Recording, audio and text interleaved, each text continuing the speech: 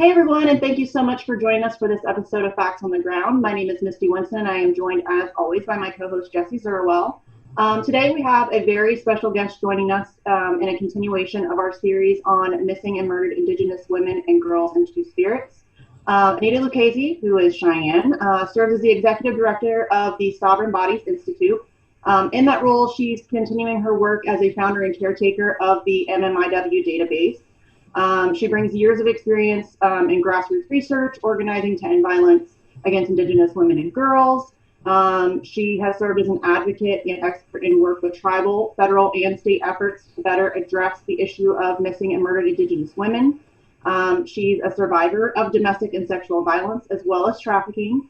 And her research specialties include Indigenous methodologies, art-based methods, critical cartography, and data sovereignty. She holds a BA in geography from the University of California, Berkeley, and a master's in American Studies from Washington State University, and is currently pursuing a PhD in geography with a minor in gender and women's studies from the University of Arizona. Annita, thank you so much for joining us today. Thank you for having me. Yes, Annita, thank you so much. We really appreciate you giving us some of your time to speak with you about this. I'd like to start with the Sovereign Bodies Institute and how you came to be a part of that, why you came to be a part of that, how it started itself, what was the genesis of that. Can you speak about that a little bit? Sure. Well, I started a kind of grassroots database of missing and murdered Indigenous women, girls, and Two-Spirit people about 5 years ago. And it was never tied to anything. It wasn't funded. It was just something I did as a community member. But as it grew, more and more projects started growing out of it. It started being used in all these new and exciting ways. And we realized that it really needed a more formal home. So that it could be better protected, but also so that more things could grow out of it.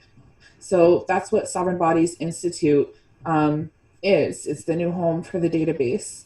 And basically the idea for it is not just as the home for the database, but as a home for creating new ways of knowledge and new ways of thinking around gender and sexual violence in Indigenous communities that helps us to heal past violence, address ongoing violence, and hopefully prevent future violence. And a big part of that I know people ask like, well, why research?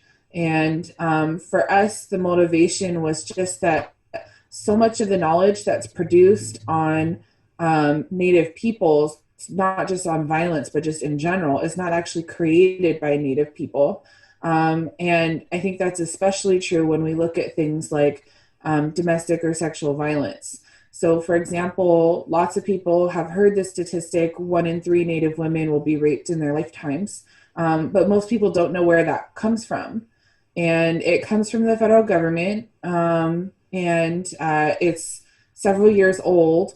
I have an auntie who always says, well, I want to talk to the other two, because the 1 in 3 really doesn't match the realities of our communities. So it's just not entirely relevant to us. But beyond that, I think it's actually damaging.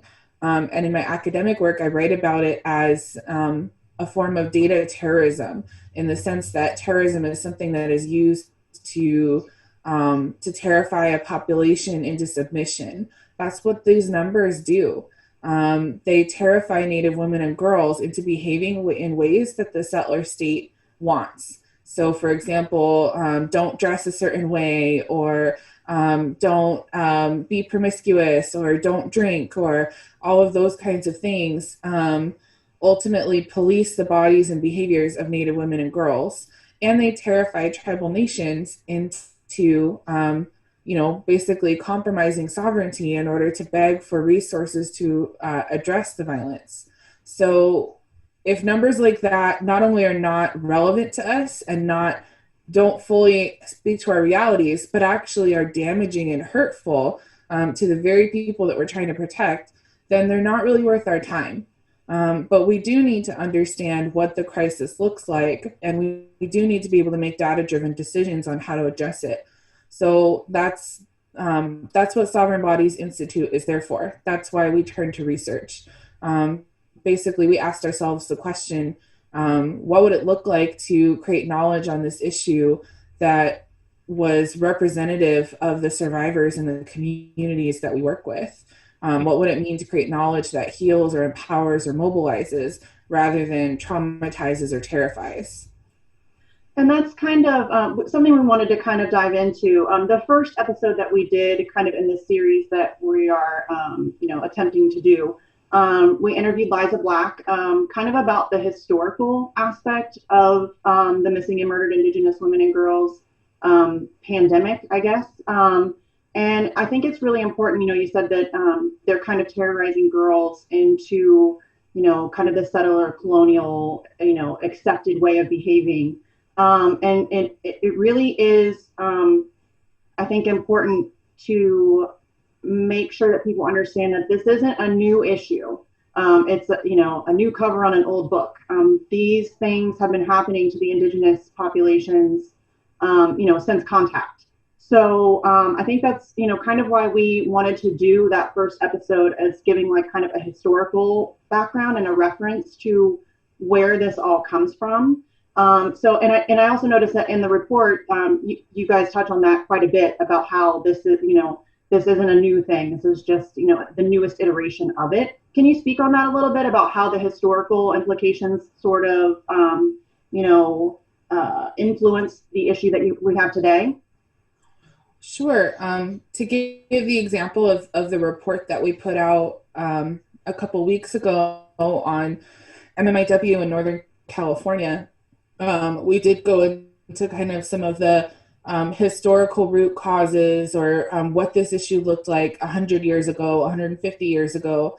And here in Northern California, of course, the gold rush is a big part of regional history. And what a lot of people don't realize is California had a state-sanctioned slave trade of Indian children that was running parallel to and even beyond the gold rush. So it's, I think, when, not just slavery of Native American people, but slavery of African American people as well, people like to think of it as something that's really far off and distant in our history. And it's really not as far off as people like to think. So here in Northern California, even me at age 29, I know people who knew people who were enslaved. That's how close we are generationally to it. So when there's that kind of, I think one of the words used for it in the report is chaos. Like when there's that kind of cataclysmic violence that's happening to communities, it creates a legacy of people who don't know how to have healthy families or healthy communities, people who don't have the resources for it. And of course, that's antagonized by a system that's still very much shaped by those forms of violence. So while California no longer has an Indian slave trade, they do have a foster care system that completely fails Indigenous children, despite federal laws that are supposed to protect them, like ICWA. So there still is kind of a de facto trafficking of Indigenous children that's state sanctioned. Maybe a different example would be, historically, there was militias and paramilitary squads that were responsible for widespread rape and massacres. And now we deal with police brutality. And there are still patterns of widespread sexual violence that police officers perpetrate against Native women. So even though we like to think that those patterns of violence are far off, really they're still continuing. They're just happening in new systems with new excuses. Right, exactly. That's sort of part of the through line that we're trying to convey here from first contact up until the present day. But I'd like to ask you, Annita, why did you choose to focus the report on Northern California?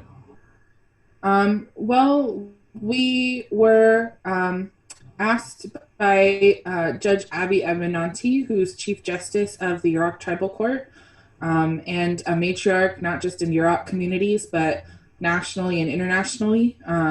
She's the first Native woman to pass the California State Bar, and just an indomitable force. And so she had reached out and asked if we could collaborate on something on this issue in Northern California, and this report is one of the results of that. It's a 3-year project, so we still have 2 more years of the project left, so there's still a lot of work to be done. But it really, it was an honor to be asked by Judge Abby to partner with her on this, and it was also, really meaningful for me because I grew up here in Northern California. It was kind of funny because before Abby and I had officially met, she was asking around about me and had found out about some of the research and stuff that I was doing. And somebody said, well, her dad built your courthouse, right? And she had no idea that I was living here locally and that my dad built her courthouse. So it kind of worked out perfect that I was already here and that we were able to build that collaboration. So it was personal. It was meaningful personally, but I think also one of the big takeaways and what was really important to us about doing the California report is that California gets so left out of the narrative nationally when it comes to this issue that it was a really welcome opportunity to kind of correct some of the stereotypes around MMIW and to rightfully put California in the narrative. Northern California, if it were its own state, would be in the top 10 nationally. So it absolutely should be part of the conversation and part of leading the conversation rather than erased altogether. So something in the report that I remember reading is that you are really focusing on kind of local level research. Can you kind of explain why you think that that's so important in terms of getting, accurate information and data? Well, I think historically there's been a really negative relationship between researchers and Indigenous peoples. And research has largely been viewed as a process of outsiders coming in and taking things and then leaving. So for us as Indigenous researchers, part of our job is reclaiming research as something that our ancestors always did, and retooling research to be something that's representative of the community and healing and helpful to the community rather than harmful and exploitative. And so this project was a really unique experience because our office is based here. I'm based here locally. We provide direct services to families and survivors throughout the region.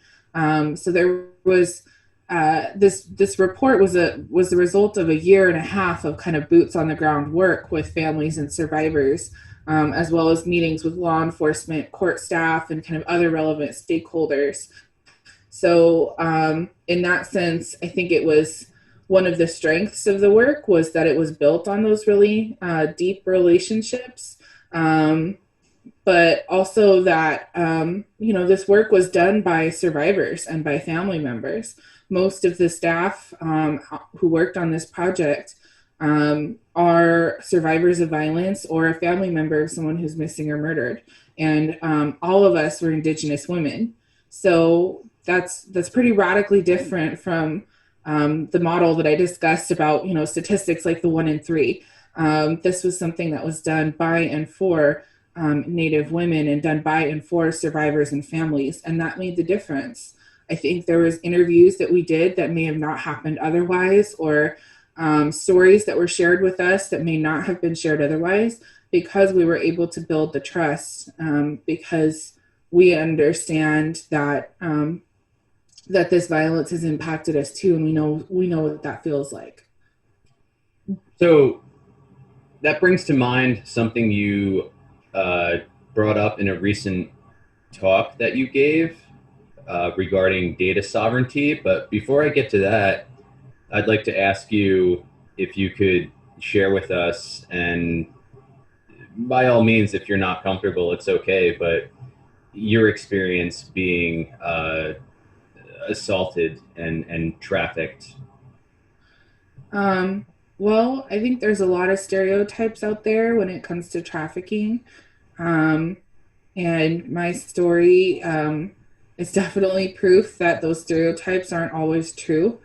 Um, I experienced sexual assault at different points in my life, but I experienced domestic abuse and trafficking at the hands of an intimate partner, somebody who I was in a romantic relationship with for quite some time, and there wasn't like I was never on drugs. There was never any kind of like that wasn't my story. That's not what he did to me. It was just a lot of desperation and frankly somebody who that person had grown up seeing trafficking in their family, had experienced violence themselves in all sorts of ways imaginable, and was taught by the system that that sex was transactional and that was just normal, and that violence was a normal part of the kind of everyday fabric of life. So for me, what that taught me, among many other things, was that oftentimes the perpetrators in our communities are also victims, and that things are a bit more complicated than being kidnapped at Walmart and taken to a trailer with opiate drips. Right. And that if we're really going to address this issue, we have to start thinking about it more holistically and more survivor-centered. Absolutely. Well said. Jesse, did you also want to ask about the data sovereignty? Yeah, that's right.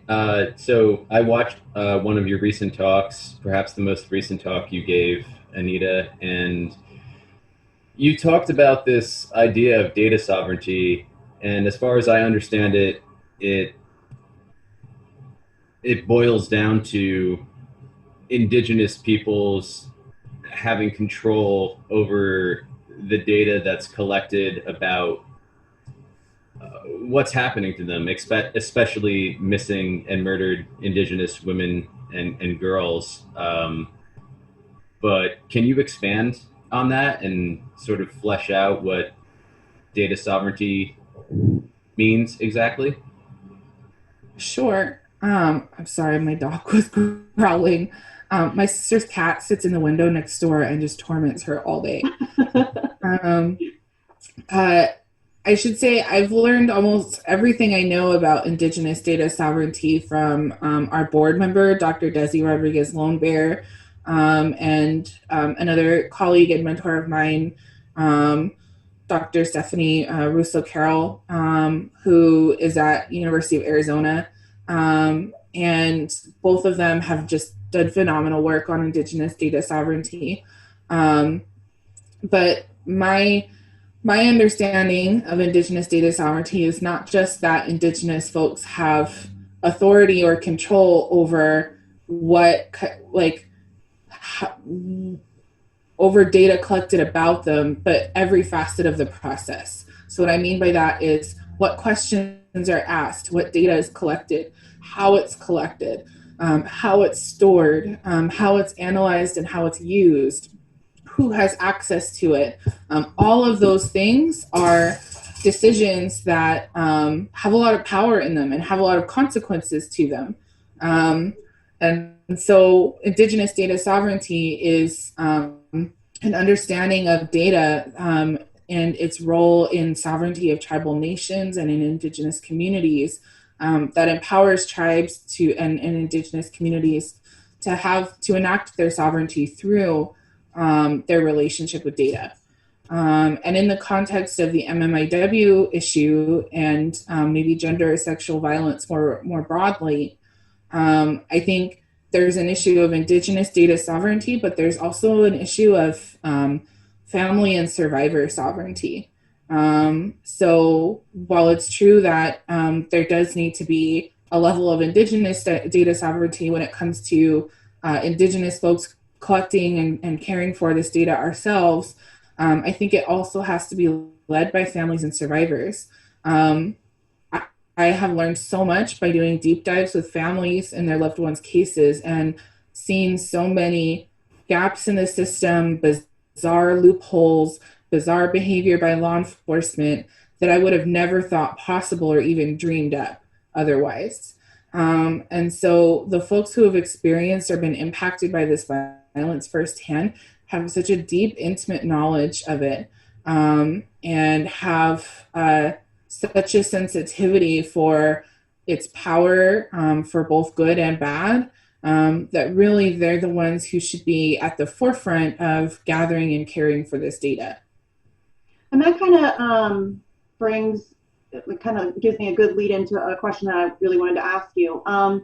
There seem to be so many obstacles to collecting this kind of data.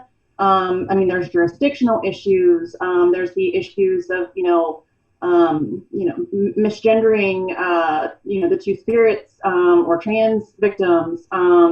There's, instances where Indigenous peoples are misidentified as white or Hispanic or whatever. There's so many, also there's, the situation where it doesn't seem like law enforcement really cares that much. What experience have you had? I mean, I know that in one of the talks that I watched that you had given, you showed a map where, there was all of the information that you were able to gather, and then all of the information, that you got from law enforcement, and all of the information you got from media. And there's a stark contrast. There's a huge difference and disparity between the information that you're able to get from the communities themselves compared to what law enforcement or the media has or covers. So can you just kind of talk a little bit about the obstacles that you face doing this work, and what kind of things that you kind of come up against trying to figure out how to get around those things? Sure. I think a lot of people may think that there's some kind of like proprietary magic formula on how we get this data, and that's not the case. Literally anybody could do what we're doing, is intellectually capable, I guess you could say. I think the spiritual capacity is the challenging part, and not everyone has that. But we basically overcome obstacles just by being determined. Like, I joke that I'm kind of the trifecta of stubborn, in that I'm Italian, Cheyenne, and a Taurus. So I think some of it is just being like really too stubborn to quit. But we tried to use as many data sources as possible, knowing that all of them are going to be missing things, and all of them are going to have inconsistencies or information that's not correct. So we try to do our best to match them up as best we can, and find as much as possible, whether that's through FOIA requests to law enforcement, missing persons databases, social media, newspaper articles. We've used historical archives, and then direct contact with families and communities. I think it's just a matter of being as thorough as possible and building good relationships with the community. But I think that also points out why, like, government agencies and law enforcement agencies are never going to have fully complete data on this, because they don't have the community relationships, and they don't have the time, energy, capacity, or interest to kind of go the extra mile by going through things like historical archives. Right. So going off of that, I'd like to ask you what the methodology was that SBI followed to compile the report. I know that's a little bit broad, but if you could sort of compress it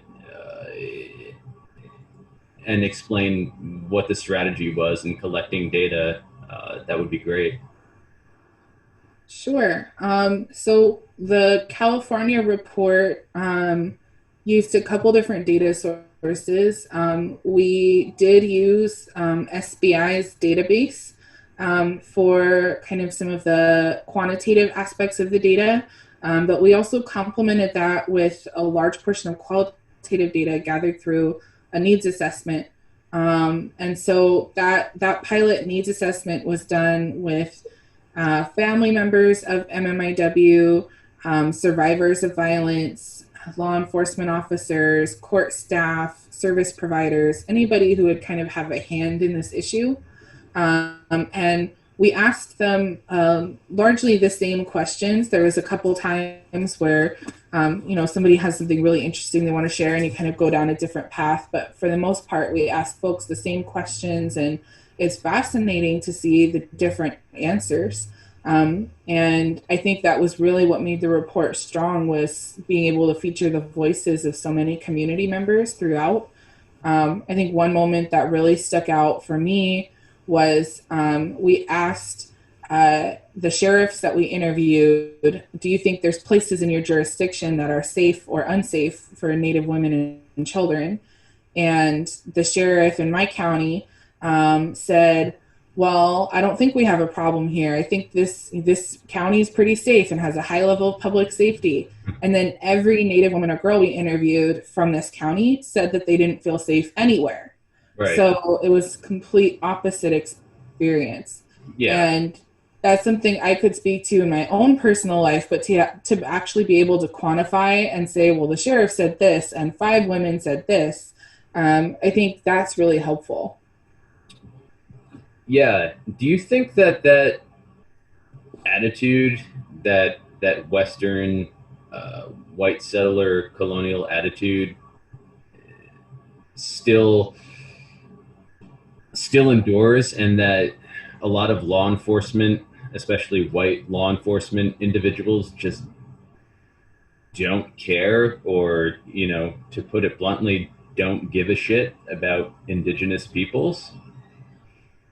I think it's a mix of things, and that's part of it. Mm-hmm. I think there's definitely here, and not just in law enforcement, but in other, like the justice system, and even among some service providers, I think that attitude is common. And certainly racial stereotypes about Native people are really common, to the point where we had women that came to us for services and were turned away by the homeless shelter because they wouldn't do alcohol tests every night. Because it was assumed that because they're Native that they're alcoholics. Right. So those kinds of stereotypes definitely are common. But I think part of it is we have new officers that are learning a mix of that, and that are coming from other areas where they've been taught that Native people just don't exist anymore. Mm-hmm. And so everything they know about Native people is from, inaccurate Hollywood movies, or stereotypes that say that they don't live in California, or were all killed off, or whatever. And they get sent to patrol tribal communities when they have no understanding of the community they're in. So I think there's a big disconnect there. But I think also, especially in rural areas, county sheriffs are kind of above the law. We have a law enforcement system that just doesn't work. County sheriffs, when you think about it, they're an elected official, and yet the people who elect them aren't privy to 99% of what they do. Mm-hmm. So there's very little accountability or oversight. And especially in rural areas and in PL 280 states like California, where the sheriff has jurisdiction over tribal communities, it's kind of free reign to do whatever they want. And sometimes that means that they just don't respond to cases. And sometimes that means that they're actively perpetrating violence. Mm-hmm. It creates a kind of general culture of lawlessness that's really hard to fix once it's there. And kind of piggybacking off of that, can you sort of explain, I know it's really complicated, but the jurisdictional issues that make this all very complicated, the fact that there are multiple different agencies, and that there are certain laws for what happens on tribal land compared to, just kind of, can you kind of explain, because to me it's all very confusing. It seems like a giant red tape nightmare. It's, I think while it is definitely more complex than it is for non-Native communities, it's not so complex that it's impossible. Like, I didn't go to law school, but I get it. And I think, like, if you're a law enforcement officer and you don't know where your jurisdiction starts or ends, you shouldn't be on duty. It's that simple. So Right. I think oftentimes law enforcement or policymakers frame it as something that's needlessly complex, that creates all of these barriers, makes it impossible to figure out who's responsible for what. And really, that's just them passing the buck around. The reality is they do know where their jurisdiction is, and they rely on us not knowing. So, for example, I had an experience with a detective here who was working for the sheriff's department, and they were supposed to file a warrant to do a search with regards to a missing person who we believe is murdered. And that person, the detective, told me, well, that's on the reservation. We don't have jurisdiction. We have to respect tribal sovereignty. And I said, well, it's a murder investigation and this is a PL 280 state, so pretty sure you do have jurisdiction. And his response was like, wow, you know your Indian law. Like, okay, yes, we've established I've taken intro to Indian law. Are you going to file the warrant? And then his response was, well, you know, there's laws about handling human remains. Not everyone can do that. There's laws about handling native human remains. And what he was referencing was NAGPRA, which is a bill that's supposed to protect ancestral remains and sacred sites, not to protect, not to prevent warrants for murder victims. So this kind of like convenient deployment of the law as an excuse to not do their job is something that's really common. One of the things that we've tried to do to combat that is to try to make it easier to understand who has jurisdiction when. So in the California report, as well as in an organizing toolkit that we published in May of this year, we actually have a flow chart for determining who has jurisdiction when, so that anybody can figure it out without having to read a big law textbook. Right. So the jurisdiction issue, it's presented off paper as this maze that's impossible to navigate, but when you put it on paper, as you did with this chart you just referenced, it's pretty obvious where the power flows from and where the directives are given and who carries them out. Is that what you're saying? Yeah, and this idea that we can't figure it out is kind of absurd. Like, we've built Right. spaceships. We've built spaceships, but we can't figure out who's responsible for solving a murder case. Right. Yeah, and that's kind of the point I was getting at, is that, you know, for me, when I was first diving into this, it's all made to seem very complex and complicated, and there are all these federal agencies, and there's the Bureau of Indian Affairs, and there's local law enforcement, and there's all of these moving parts, and it's made to seem very complicated. And it was for me when I first started, looking into it. Your chart is incredibly helpful in the report, by the way. But it kind of seems like this finger pointing mechanism where everybody can, pass the buck and pretend like it's not their problem, it's somebody else's problem. And it seems very intentional that it's set up that way. Yeah, I think so. And I think even if there was a situation where it truly was confusing who had jurisdiction, the solution would be that both agencies collaborate and work together. And to me, that seems basic, and yet that doesn't happen most of the time. I think what was really interesting with the recent McGirt decision in Oklahoma is that there were a few cases that were being tried in the state court that had to be vacated there and then recharged at the federal level because of the change in jurisdiction from the McGirt ruling. But that was done very quickly, very smoothly and easily. It wasn't something that took months. It wasn't something that took public campaigns. Like, it's not.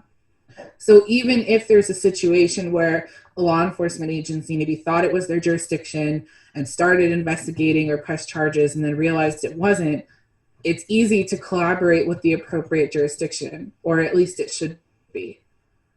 You would think so. You would think that, the United States government law enforcement agencies could figure out a way to make that happen. It doesn't seem that complicated. But what has the response been from law enforcement agencies about your work at Sovereign Bodies Institute? Have they contacted you at all to, maybe aid in your research or to ask you for guidance or information or data that you've collected? Have you had any response from them at all as far as the research that you've been doing? We get kind of two standard responses. The first is very shut down and antagonistic and kind of vehemently denies whatever findings we have. And we've definitely experienced that in Montana.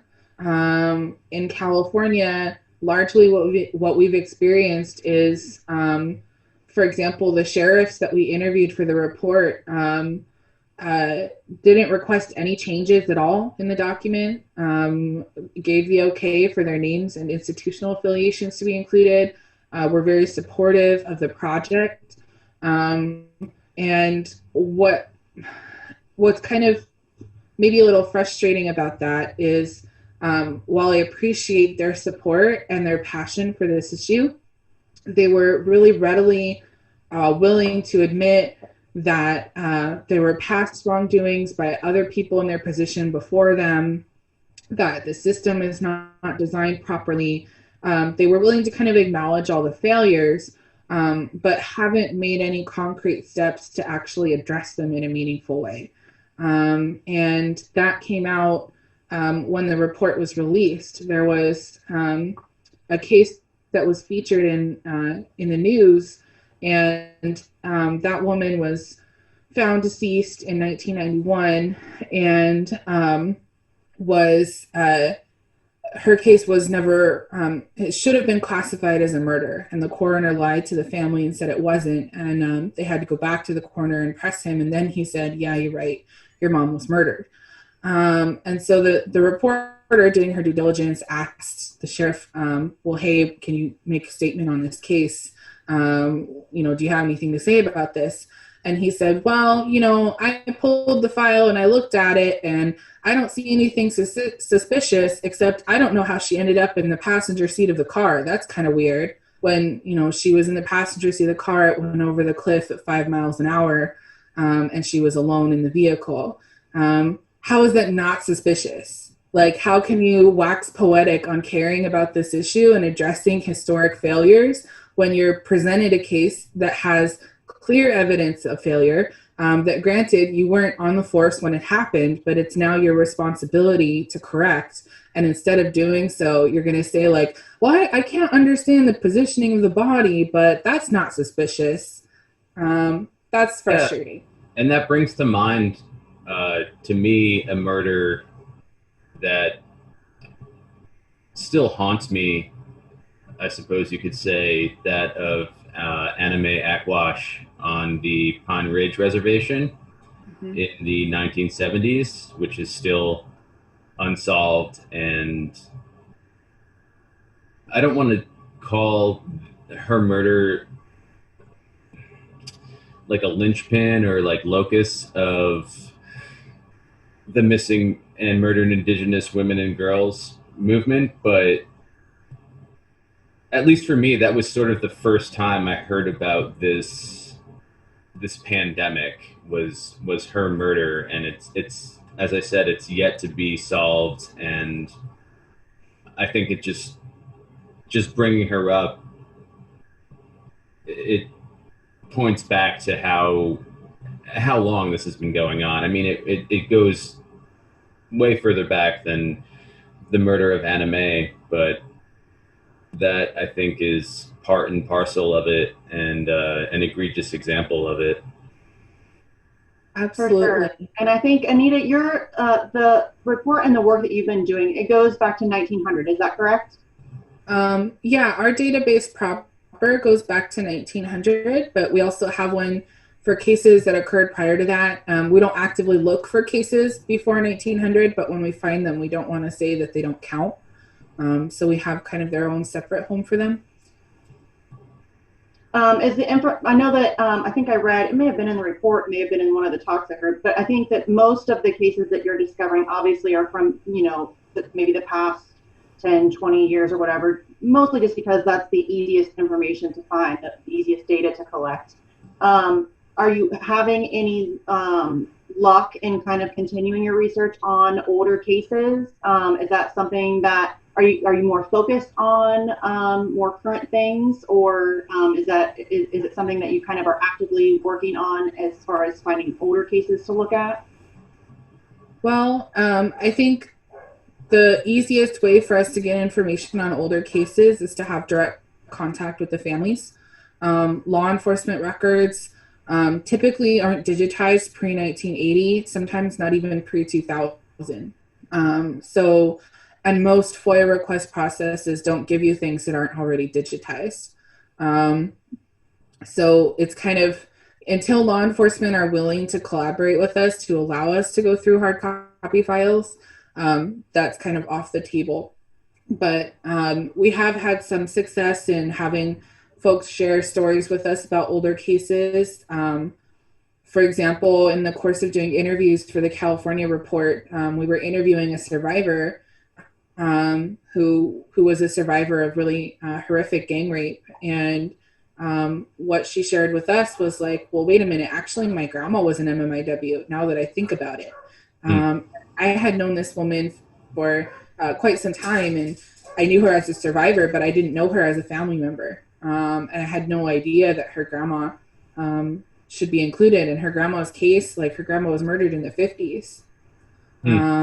So we are starting to get more stories like that, but I think it's only going to happen as we create more platforms for families and survivors to feel safe in sharing. And I think that really just highlights again kind of like the ripple effect of this trauma throughout generations. To be a survivor yourself, and then to also have a grandmother or a sister or an aunt or whatever. It seems like this is just such a pervasive issue across generations that I just really think that that's such an important through line to make, that everybody realizes that this is something that's been going on. This is, intergenerational trauma that's been going on for such a long time, and it's not just the missing and murdered, which obviously that's an important thing, but when somebody is murdered, it's oftentimes, because law enforcement doesn't get involved, it's oftentimes family members who are forced to do these searches and then potentially finding the body of their deceased loved one. And that in itself is another level of trauma for that family. And so it's like this layered, horrible experience of just trauma after trauma after trauma. That, you can't have, a brain and not see how that would, totally destroy communities. So I think that, just kind of making sure that we hit on the points that really it's just this historical, just re-traumatization of your communities. It's horrific. Can you speak to that a little bit about how the intergenerational trauma kind of influences your communities and how it, kind of compounds and, creates all different kinds of issues? Sure. One example that we shared in the California report was the issue of Indian boarding schools. And I think we're still a long ways off from fully acknowledging and healing the violence that occurred through that program. For those that aren't familiar, Native children were forcibly removed from their families and their communities and taken to boarding schools, typically run by the church. And those schools tormented generations of children by not allowing them to speak their language, cutting their hair off, sexually abusing and physically abusing them. In Canada, there's evidence that children were used in medical experiments, all sorts of things like that. And here in the US, we still haven't, there's so many children that went missing or were killed at those schools. Many of the schools have mass graves that still have not been fully mapped out. So I think there's a reckoning for that kind of historical violence. But again, people like to think that that kind of stuff is far off, but the last school closed in the early 80s. So there are still quite a few people living who are survivors of that era and that kind of violence. But when you have children removed from their families and their communities at a young age and exposed to horrible violence as the norm, when they come back to their communities, anytime a person goes through trauma like that, you're changed. You're a different person. And when there aren't resources in the community to heal, or there aren't, support networks or even safe places to talk about it, it can lead to unhealthy coping mechanisms. It can be challenging. I mean, imagine if you've never been parented and all of a sudden you're a parent. You don't know how. And so there's all these kinds of, like, the way I describe it is, we know when there's an oil spill, the longer you leave it, the harder it is to clean up, right? These initiatives like boarding schools are kind of the social version of an oil spill. And they've been left to sit there for so long with so many generations that it's going to take lifetimes of work to clean it up. And what SBI is doing is just one small piece of that. And for anybody who's interested, that the issue of boarding schools, we also touched on the adoption program. Those are things that we kind of talked about in our first episode on MMIW with Liza Black. She was amazing. She had a ton of insight. I learned so much from, interviewing her. So anybody who wants to go back and watch that, it's totally worthwhile. And she's actually working on a book now about missing and murdered Indigenous women. So I'm really looking forward to that coming out as well. As Sovereign Bodies moves forward, I know that you said that did you say this is a 3-year project? Am I remembering you correctly? Yes. Okay. So what are you planning, like, how are you planning to move forward now that you have this initial report out? Like, what's the next step? Like, what are you guys doing with this information and data? What's the next level? And also, sorry to interrupt, just to add to Misty's question, can you, as briefly as possible, summarize the report's conclusions, what you've found over this first year? Sure, that's a tough one.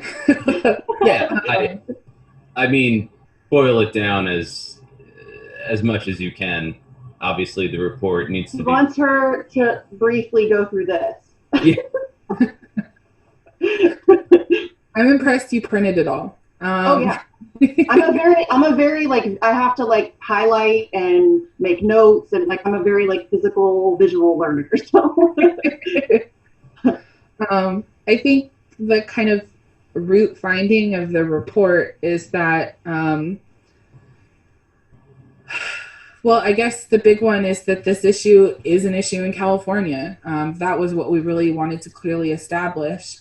But also that law enforcement have a much bigger role than just complex jurisdiction. It's about relationship building. It's about addressing police brutality and police violence, disproportionate rates of incarceration, distrust with the community. It's absolutely crucial that we build better systems of care for our communities, including better systems of justice and accountability, whether that's policing or otherwise. And I think that's one of the core findings of the report. I think the other big core finding is just how pervasive issues of sexual violence are, not just that it occurs at a high frequency, but that the systems that are in place that are supposed to address it are woefully inadequate and broken. And that's what it allows it to flourish.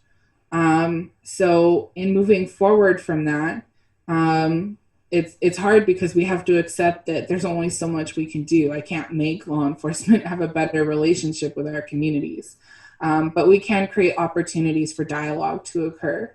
So given the restrictions with the pandemic, we'll see what happens and what it looks like, but we're wanting to create opportunities for listening sessions so that law enforcement can hear from families and survivors directly. We're going to continue with the needs assessment and data collection, but we're also going to work on designing potential pilot projects to intervene in some of the gaps that families and survivors identified, so that hopefully we can start experimenting with ways to address the issue.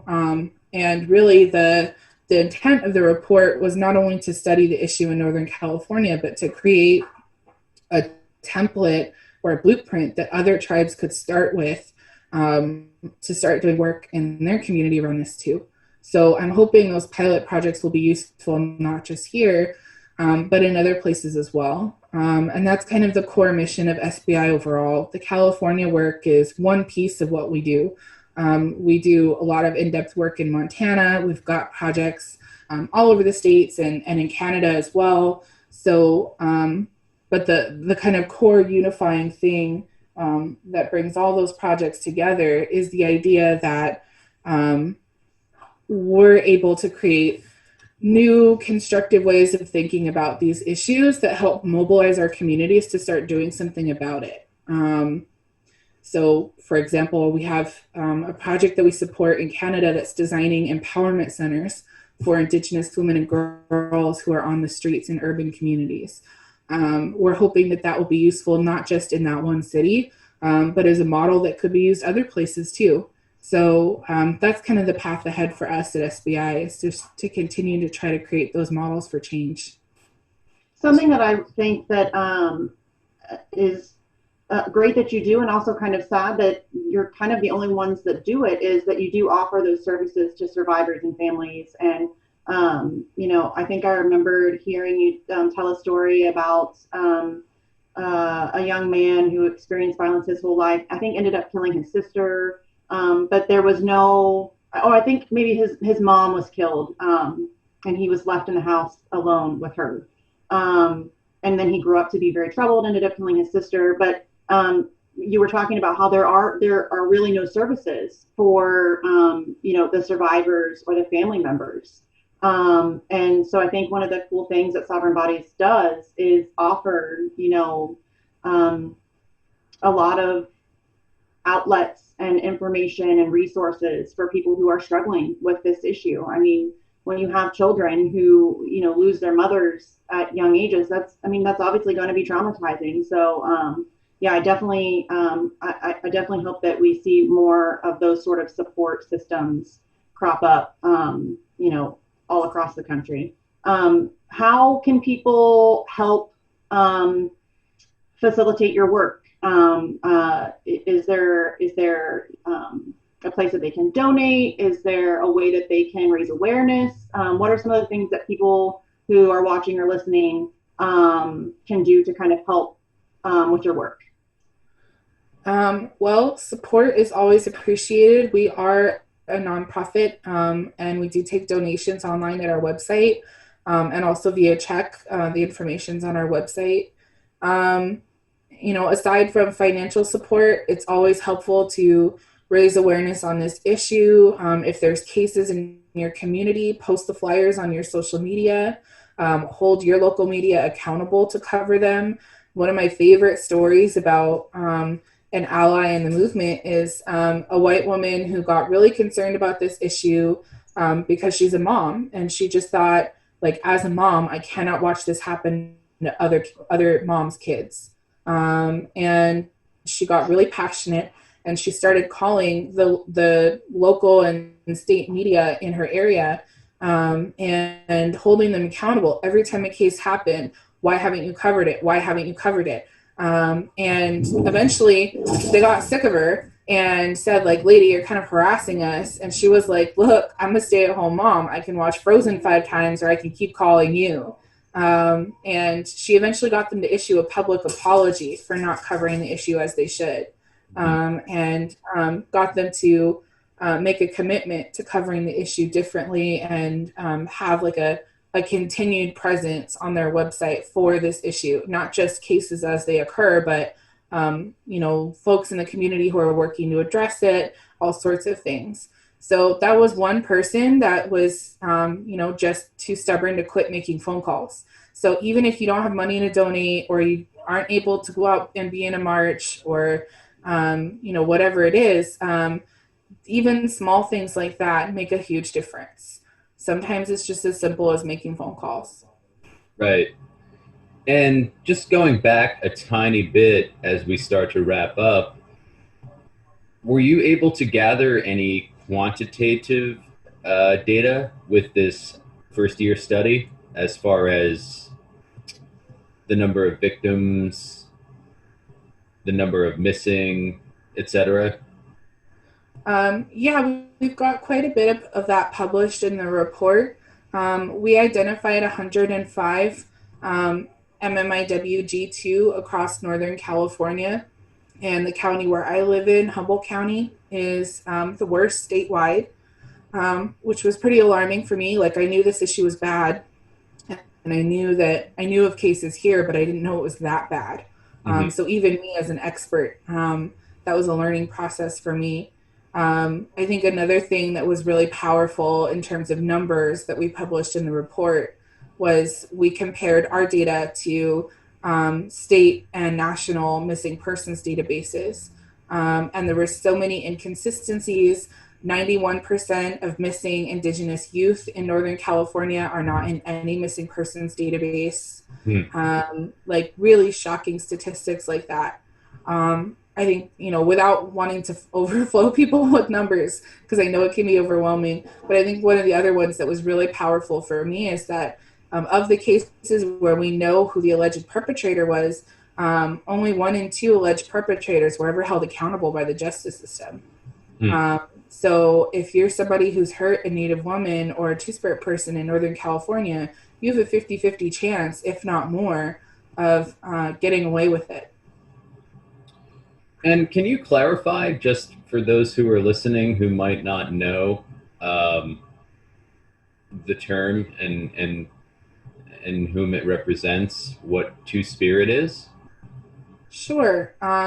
Two-Spirit is a term that was created by Native people a couple decades ago to represent modern day Native communities that fall within the LGBTQ spectrum.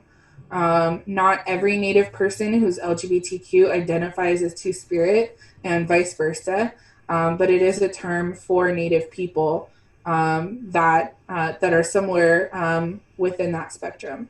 And I know you mentioned in the talk that we've been referencing, I forget the name of the organization. It's a feminist organization.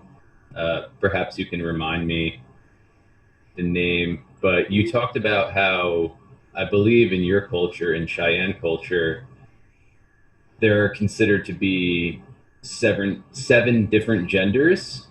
So can you talk about that in the context of your culture and also in the larger context of Indigenous culture? Sure. I mean, I don't feel like I can speak for Cheyenne culture because I wasn't raised in it. What I can say is that our dictionary that's been put together by our tribal college does identify 7 different gender expressions. In terms of gender identity overall within Indigenous communities, every Indigenous culture is different in terms of their idea of gender. But I would say that most Indigenous communities had concepts of more than 2 genders. And not only had those concepts, but had a high level of respect for people who were non-binary or who were trans. Of course, that wasn't the terminology that they would use, but that was it was those people were considered sacred and had special medicine to them. So much so that when, for example, when a Cheyenne woman, Buffalo Calf Road woman, killed Custer, other Cheyenne women ran out onto the field and stabbed his ears so that he'd have to hear all of the cries of the people that he'd hurt in the afterlife. And then it was trans women who led the victory dance. So to me, that's a beautiful moment in our history that kind of gets left out. Like people talk, everybody knows about Little Bighorn and Custer's Last Stand. Nobody has any idea that it was trans women that led the victory dance. Yeah. So when we start kind of excavating that history, we see that like our ancestors have always been, you know, quote, feminist. Yeah. And also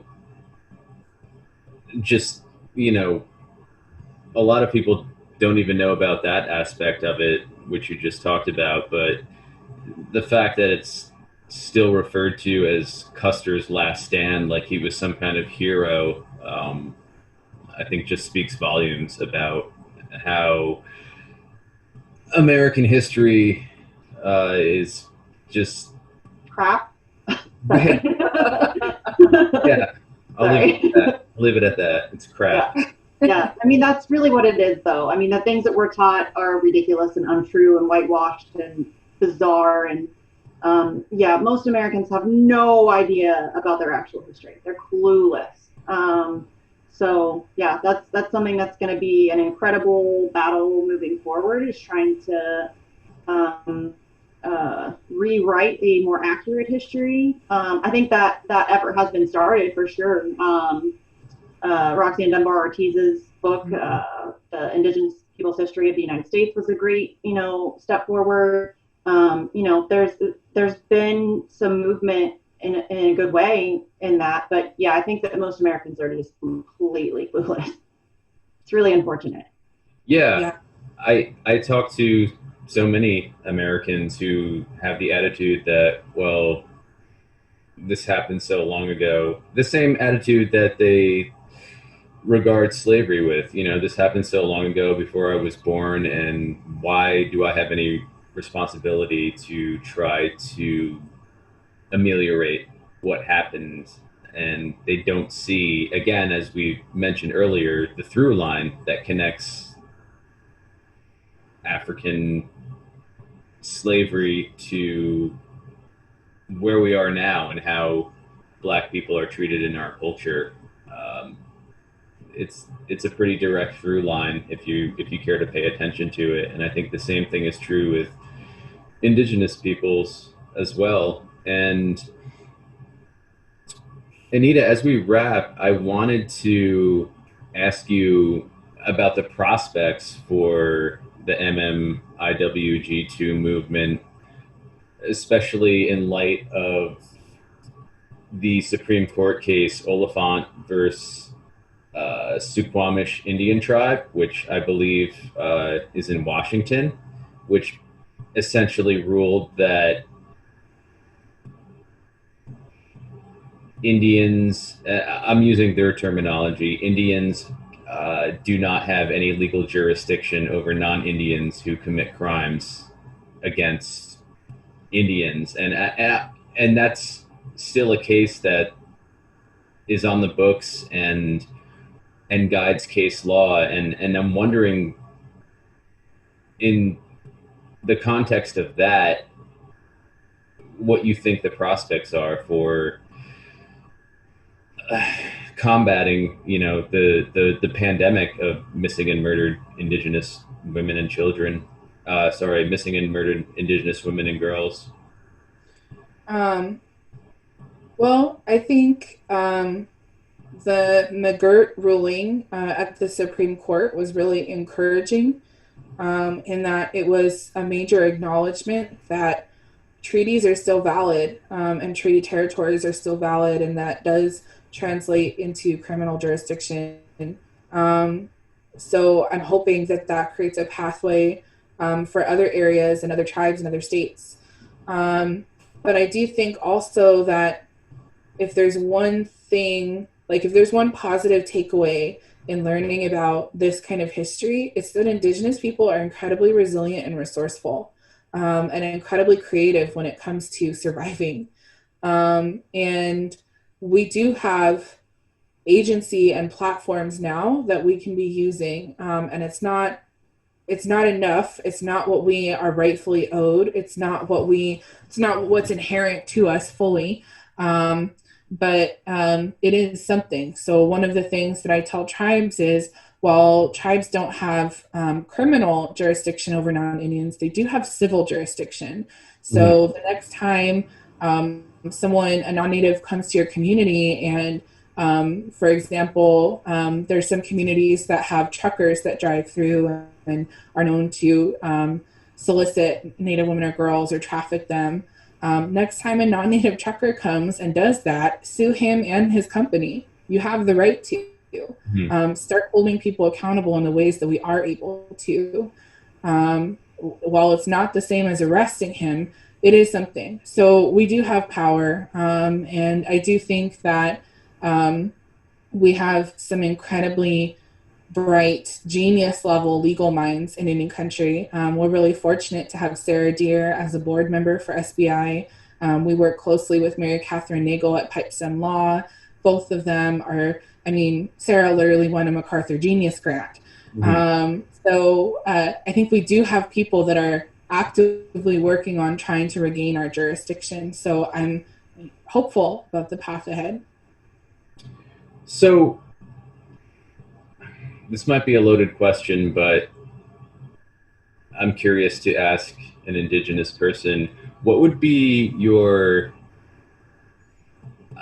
ideal vision for Indigenous peoples? Well, I know it's been kind of turned into a meme now, but land back. And I think there's kind of a growing movement around the idea of land back, and I think a lot of non-native people hear those words and think of the extreme and think of them being like deported back to Europe or something, and that's not what is meant. At least it's not what I mean by it. I think McGirt is one step towards that, but really tribal nations should have complete jurisdiction, not just in terms of like criminal or civil cases, but complete sovereignty over their territories. And the people living in their territories should be accountable to their laws. So for example, right now I live on Wiyot territory in Northern California.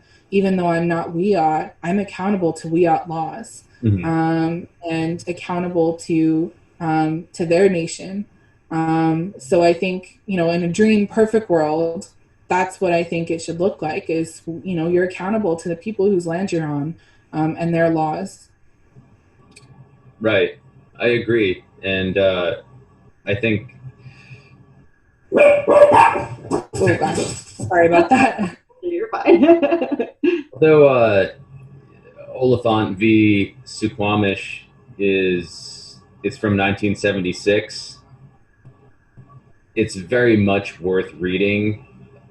I'm saying this to our viewers if they're interested. It's very much worth reading to see how, even in 1976, the Supreme Court of the so-called United States, how indifferent they were to any sort of empathy or consideration or care for Indigenous peoples. And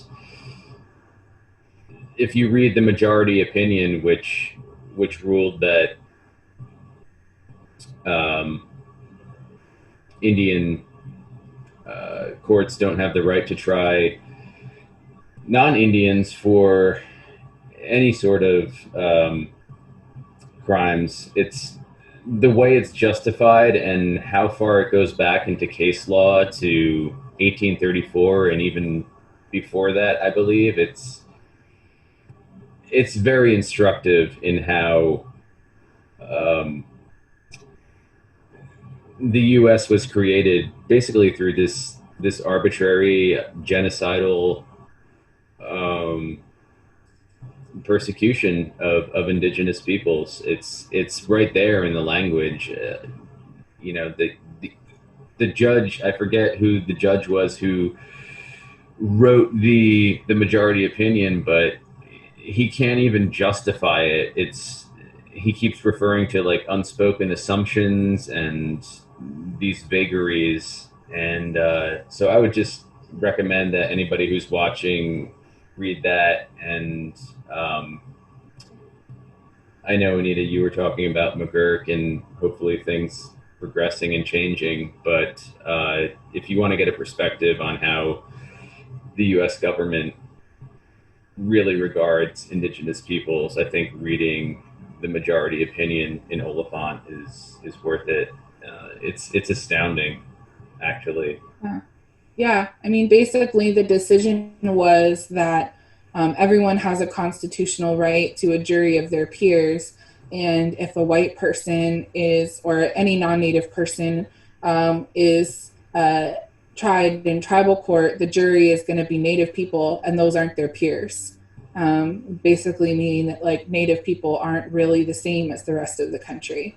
And that's pretty disturbing. I think for anyone who has an interest in like learning all the ways that the justice system has screwed over Native people, there's a really good book by Dr. Echohawk called In the Courts of the Conqueror. And I think the subtitle is like the 10 worst Indian law cases ever tried or something like that.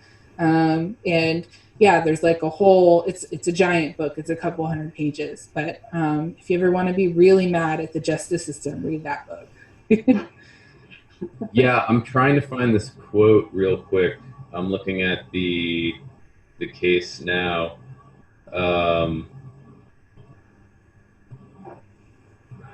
Just give me a moment, because this quote it's insane.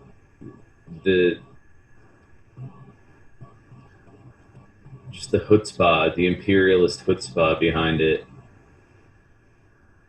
I mean, that's kind of been the attitude, since day one, really. I mean, it's dehumanizing, and I mean, when they were starting the boarding schools, they talked about save the man, kill the Indian. And it's, that's just kind of the pervasive attitude that's been held, by these settler colonialists since day one. And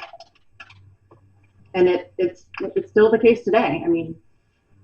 Okay, I found it. In 1891, so this is from the majority decision in Oliphant. In 1891, this court recognized that Congress's various actions and inactions in regulating criminal jurisdiction on Indian reservations demonstrated an intent to reserve jurisdiction over non-Indians for the federal courts.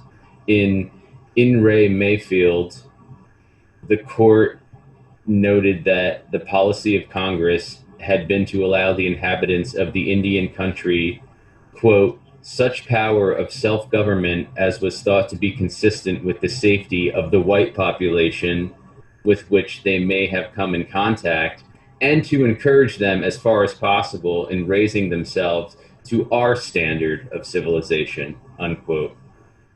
I just thought that was so egregious.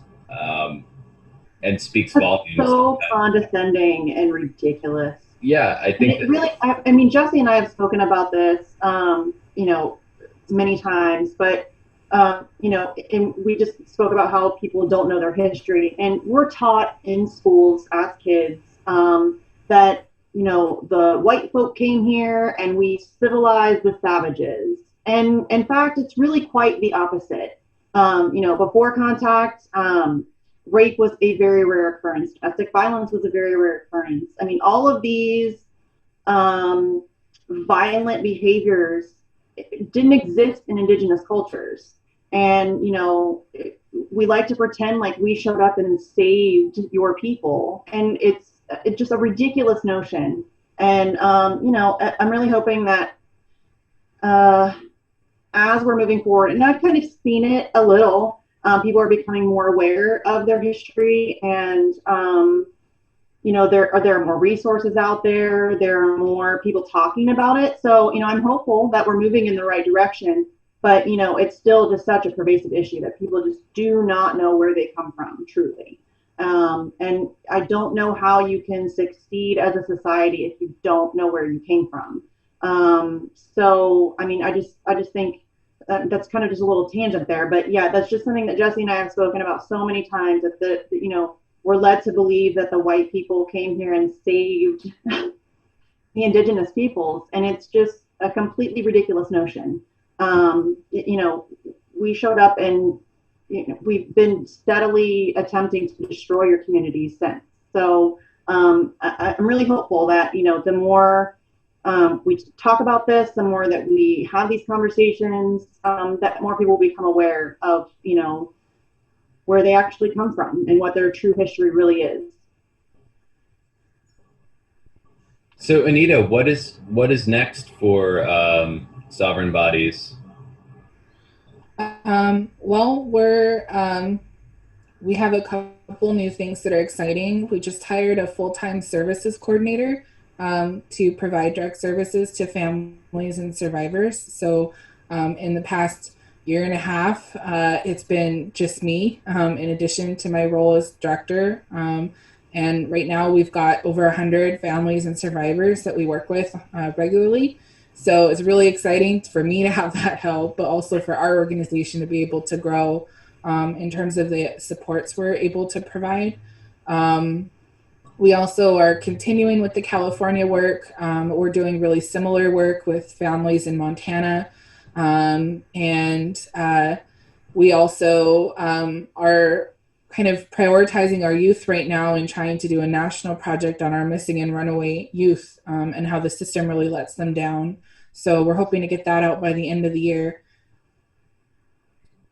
That sounds great. That sounds like great work and necessary work. Do you have any plans to investigate what's happening in Canada or at the US's southern border in Juarez, for example? Yeah, so the database has always included Canada. And last year we launched a sister database for Latin America. And we're fortunate to have built a partnership with a sister collective in Mexico.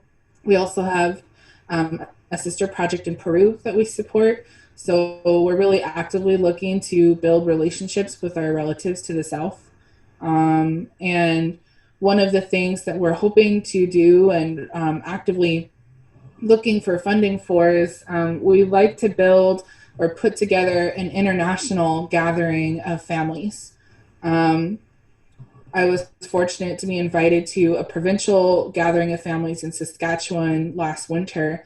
And it was just, it was beautiful. It was incredibly powerful to see hundreds of people there representing different families and to have a chance to share with each other and get taken care of and organized together was just incredibly powerful. And so the organizers of that event, Danielle Ewanin and the Ewanin family, who are matriarchs of the movement in Canada, we connected and are hoping to put together that international gathering in the next couple years. Nice, very nice. And that's, I think, actually a good point to wrap up on, because I was going to ask you about